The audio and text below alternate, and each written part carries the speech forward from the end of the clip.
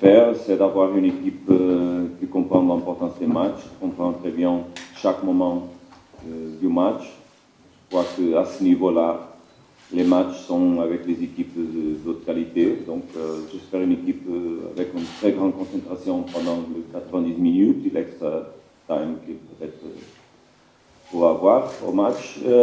Parce que je crois que ces matchs-là sont des matchs des détails, des matchs où les petites erreurs, on les paye cher. Donc, il faut très haute concentration, une capacité de, pendant tous les matchs, penser ce qui se passe au terrain.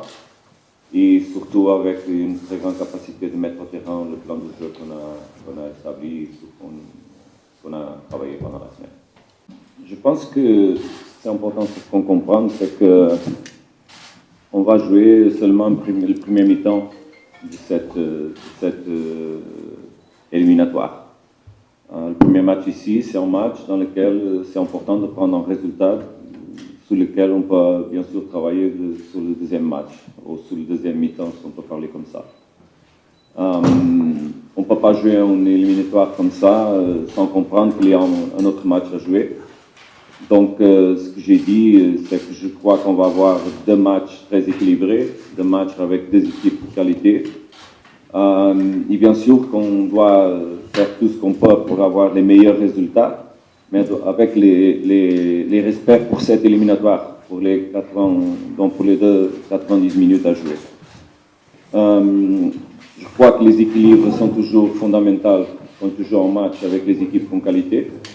Donc, c'est aussi mon travail de comprendre pendant les matchs ce qu'on peut faire pour, bien sûr, profiter des moments qu'on va avoir.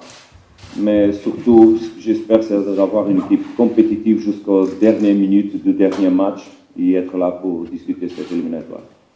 Les joueurs qui peuvent apporter à l'équipe, je crois à tous les joueurs. Je dis ça tout le temps. Bien sûr que je ne vais pas dire ici qui va jouer. Bien sûr que vous êtes capable de comprendre qu'on a une équipe qui a des joueurs qui à quelques moments peut apporter des choses. Il peut commencer. Je dis toujours qu'il n'a pas les titulaires dans cette équipe.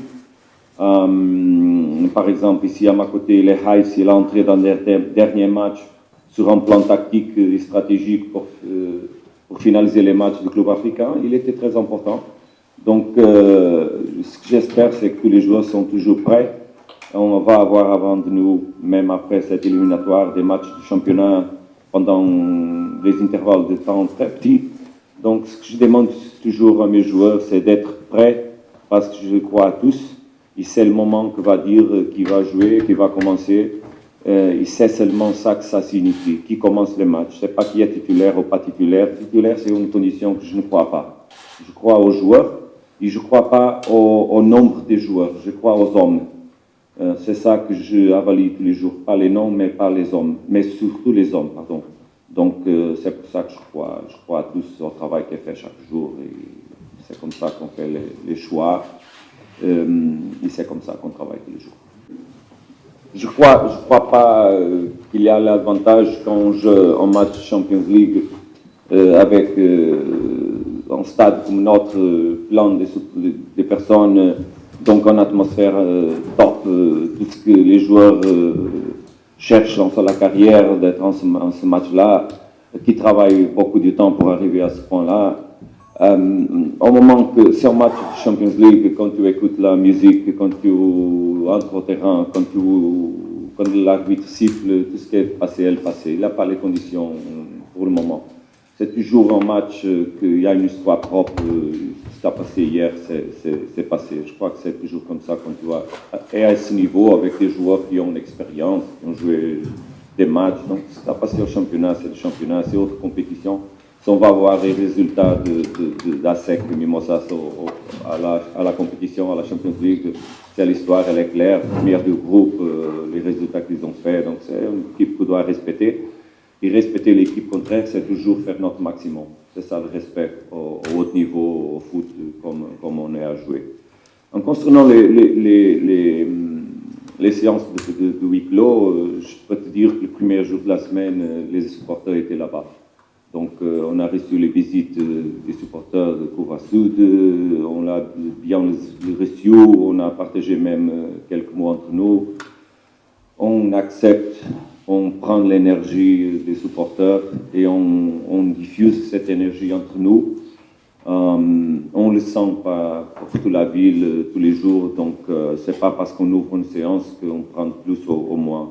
La question de les séances à huis clos, c'est surtout parce que on a besoin d'avoir une ambiance de tranquillité. Je ne sais pas si tu comprends ça, mais je crois que c'est clair. Par exemple, ce jour-là qu'on a fait la séance ouverte, il était difficile pour moi pour parler avec les joueurs pendant la séance d'entraînement. Ils ne m'écoutent pas.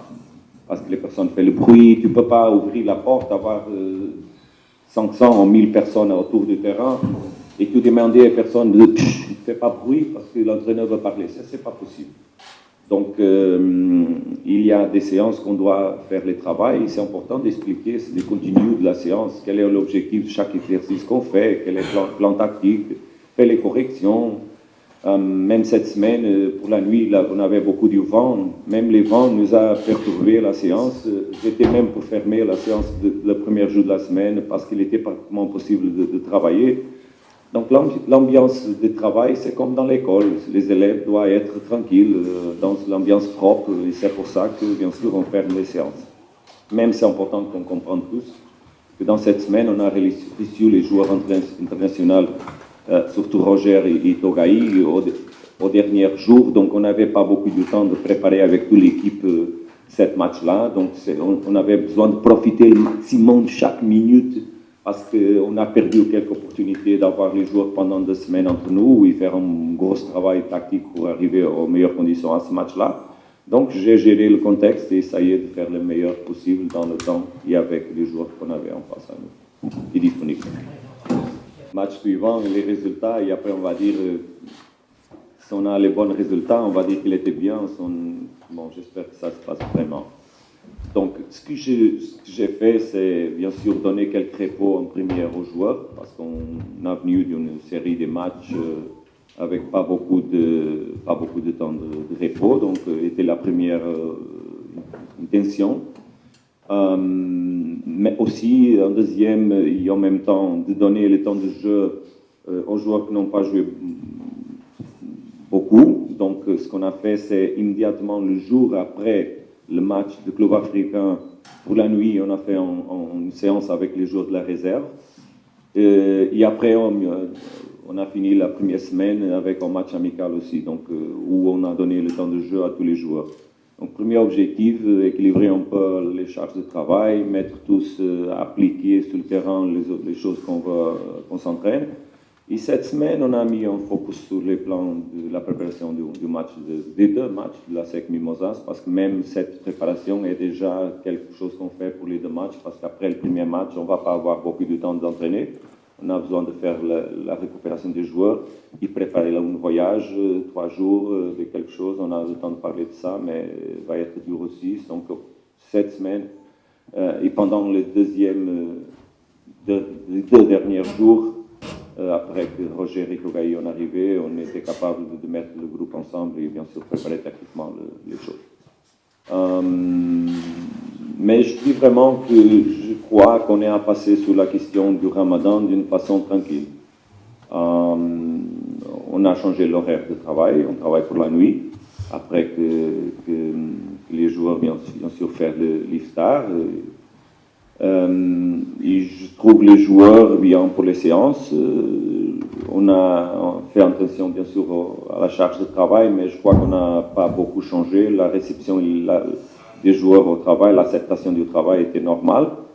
Bien sûr qu'on comprend et on change les horaires, on s'adapte et vraiment je suis content pour ça passer jusqu'au moment. Je sais aussi que les dernières semaines sont les pires, donc on attend surtout la semaine avant les matchs qu'on va avoir à Abidjan.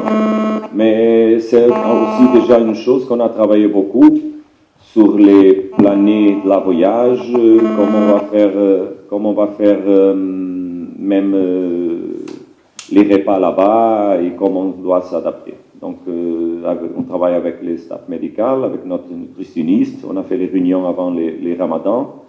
Et bon, je crois qu'il y a un côté que c'est aussi individuel. C'est la façon comme chaque joueur individuellement doit respecter son sommeil, doit respecter ses repas, parce que dans les situations normales, on dort pas, on mange pas pour la nuit aussi. Donc c'est seulement changer bien, respecter le nouvel rythme. Et pour le moment, je crois qu'on n'a pas à se déranger beaucoup sur cette question.